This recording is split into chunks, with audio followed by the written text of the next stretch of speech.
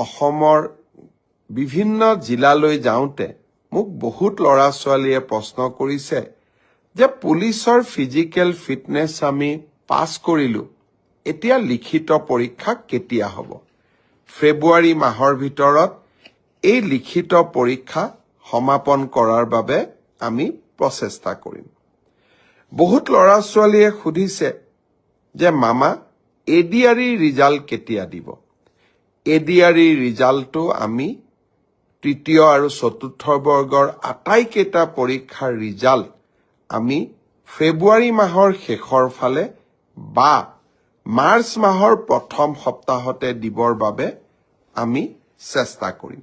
ইতিমধ্যে এই গোটেই প্ৰচেষ্টাবোৰ আৰম্ভ হৈছে আৰু আমাৰ প্ৰচেষ্টা হ'ব যে নিৰ্ধাৰিত সময়ত এইবাৰ আমি